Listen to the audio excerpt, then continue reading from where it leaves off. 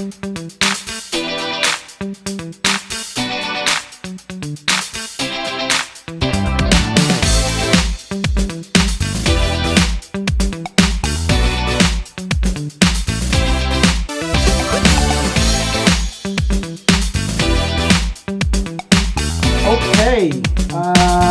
you guys. It is April Fool's Day today. Today is April Fool's.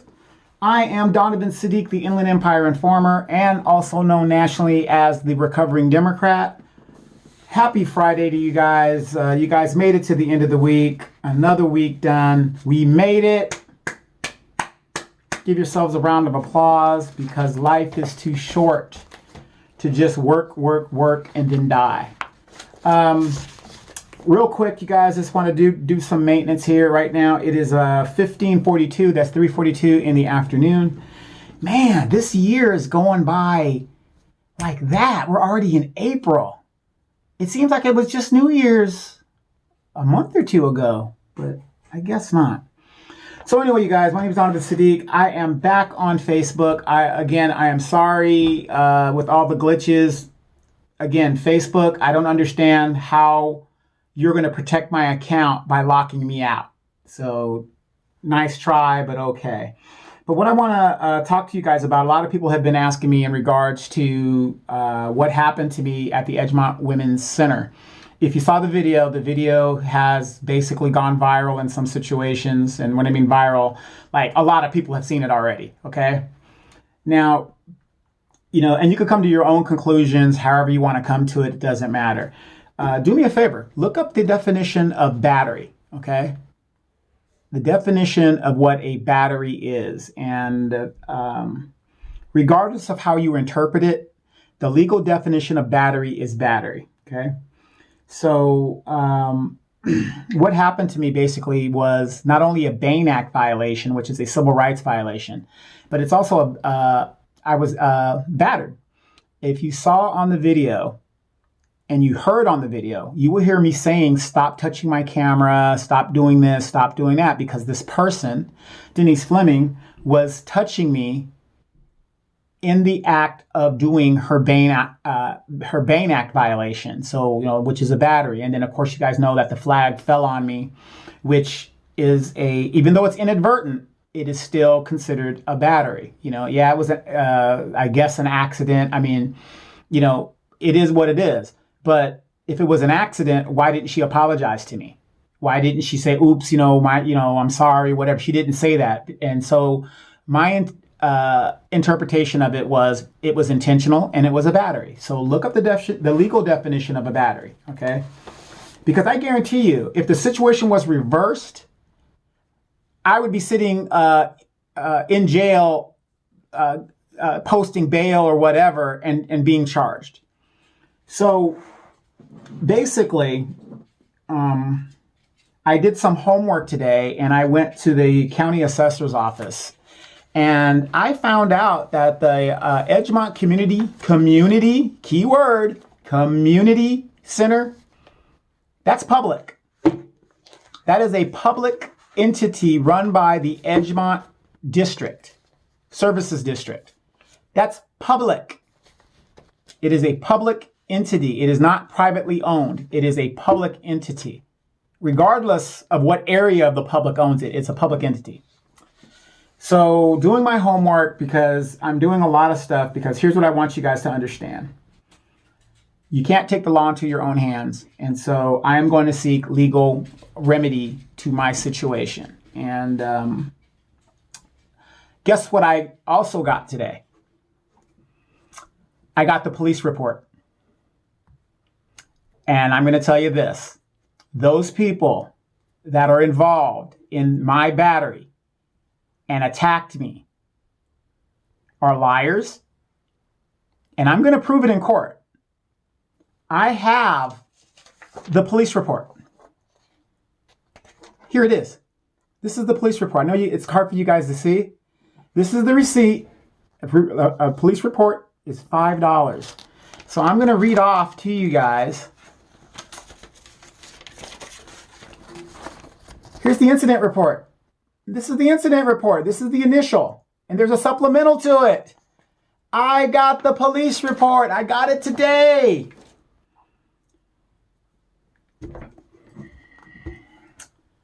So for those of you guys that think I'm just making stuff up and I don't know what I'm talking about, like I told you guys, this case, this situation, I'm going to be as public and transparent as I can in regards to it.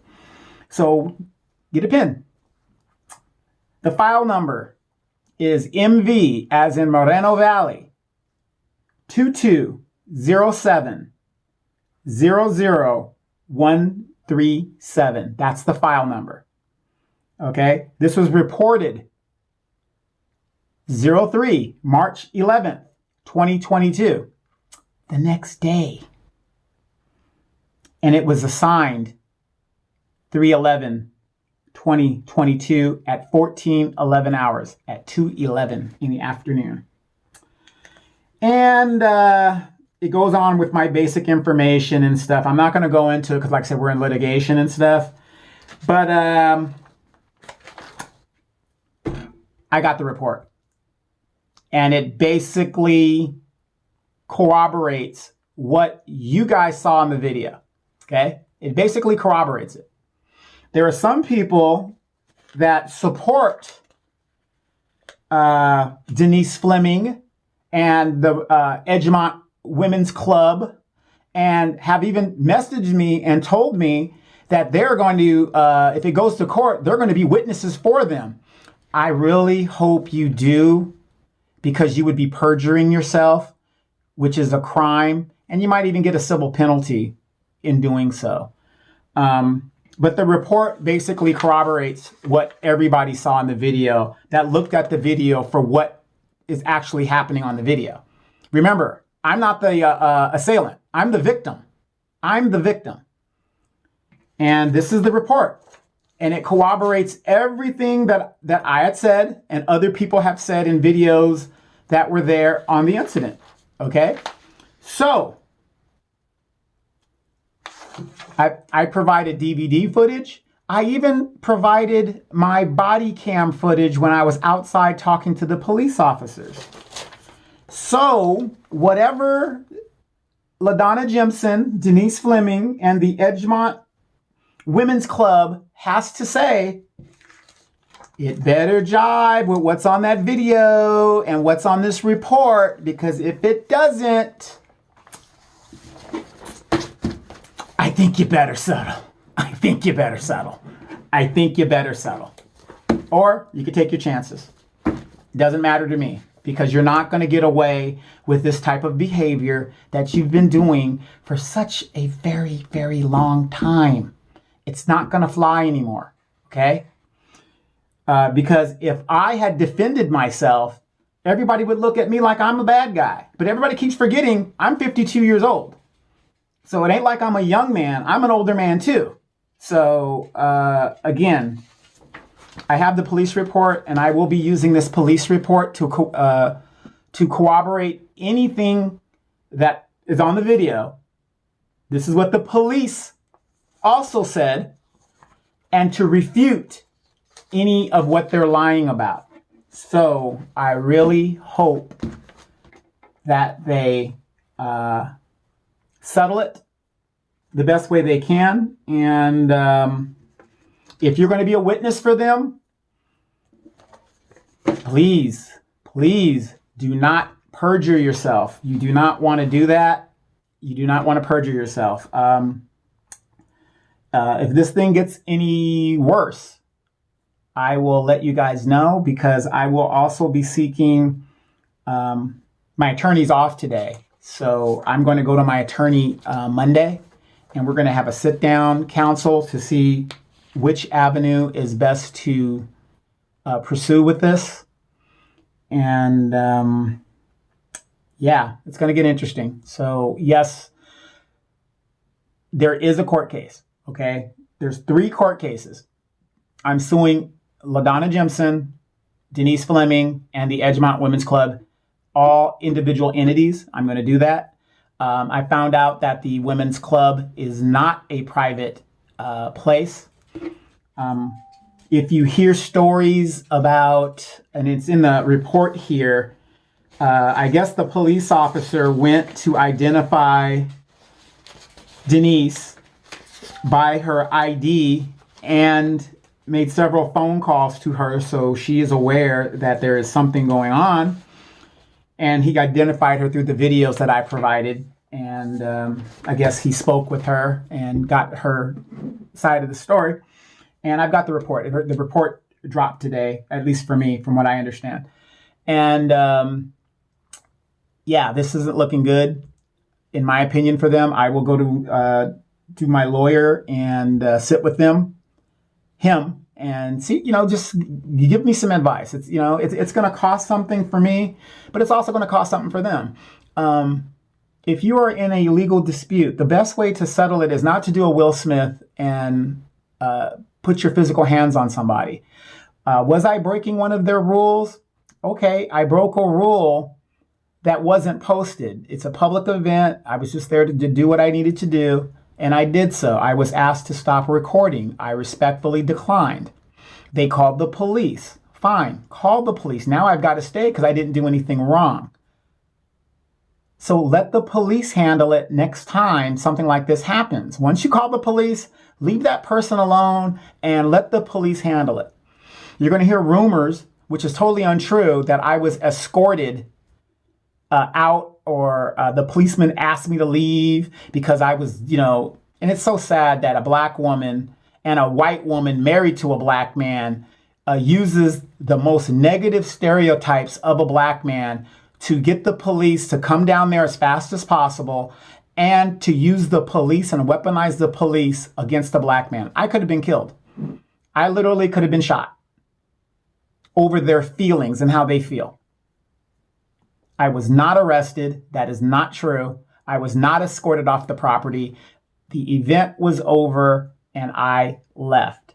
As a matter of fact, if I was escorted off the property, let's just use our common sense, there would have to be an incident report of that, correct? Correct.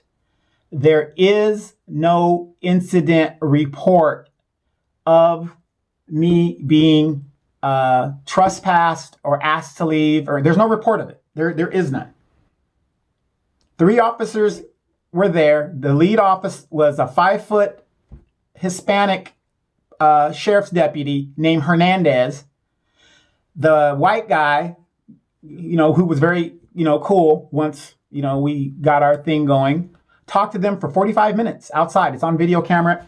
It's also in the report that I talked to them for 45 minutes on video because I submitted my body camera. I have also subpoenaed and FOIA'd their body camera footage because, we want to make sure that lying ass Denise Fleming and LaDonna Jimson and the Edgemont Women's Club are exactly right, and they point out everything that I did wrong. But I've been constantly telling you guys about these people's character. Constantly. And yet I have yet to be wrong.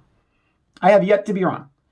So the video doesn't lie. So, they can say whatever they want to say. There is no report because if I was criminally trespassed off of the property, I would have to have been given a citation. I was never given a citation. The supervisor that night was named Sheriff Deputy Martinez, Sergeant Martinez. There is no report because there was nothing they could do. There was no incident other than they responded. And it was a gray area because it was a political event. They invited the public. I was with the press. What could they do? What could they do? The only thing that they could have done is if I had realized that I had got hit in the head and I was bleeding, then there would have been a report and charges against Denise Fleming and the Edgemont Women's Club. So again, I'm going to say this before I go. This is the police report that I filed. This is the conclusions of the police report. You're looking at file number. Go look it up. MV 2207-00137. Today, it corroborates everything that's on the video. So bring it. If you are going to be a witness and perjure yourself for people who really don't give a damn about you, they really don't. All they care about is power and influence. They don't care. So when you perjure yourself, if you want to be a witness for these people, if you perjure yourself, do you think these people are gonna get you a lawyer? Do you think they're gonna put up bail money for you? You think they're gonna pay your fine? Good luck with that. Good luck with that, okay? Because at the end of the day, what was I doing? What was I doing? I was in the back of the room by myself, quietly recording a political event to decimate information to residents of District 1. You never saw me going toward Denise Fleming. You never saw me going toward anybody. I was in my position. But you do see on the video Denise Fleming coming from the front of the building all the way to the back where I was. And then she started obstructing and Bain Act violating my rights. That's the truth. Video doesn't lie. So, yep. The police report is out. I have it, and I'm going to use it in court if I have to. I would really recommend to them, you need to settle. You need to settle. I would really, that's how confident I am. You need to settle. I'm Donovan Sadiq. I'm the Inland Empire Informer, also known as a recovering Democrat. You guys have a great weekend. I am back. I am back. I am back.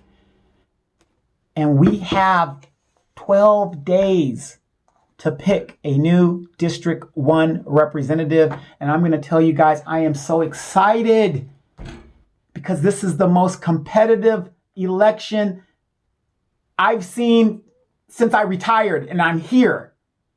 New faces, new places. And let me tell you guys something real quick, just real quick.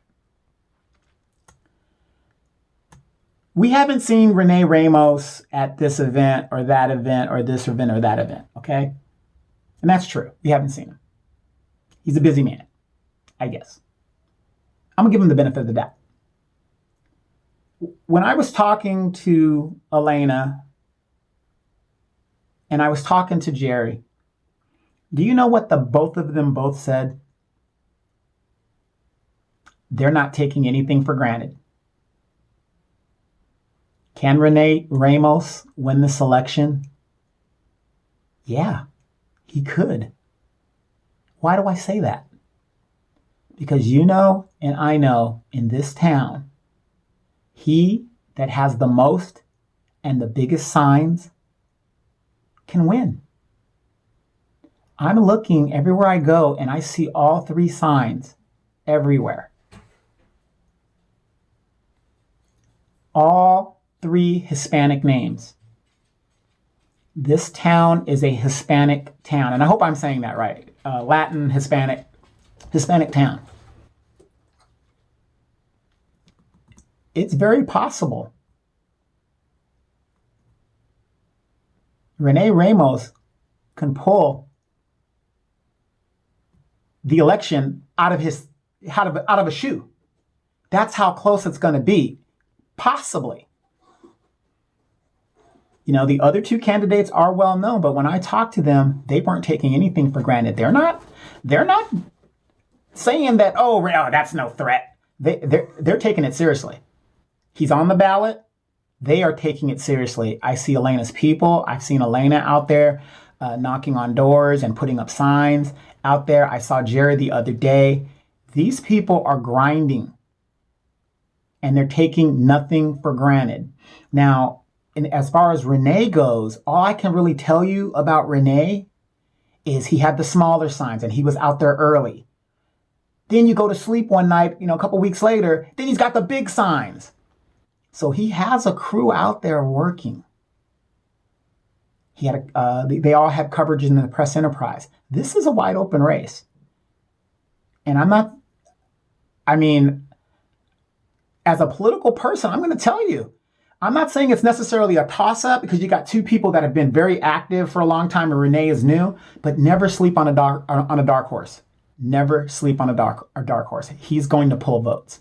There's no doubt about it. He's going to pull votes.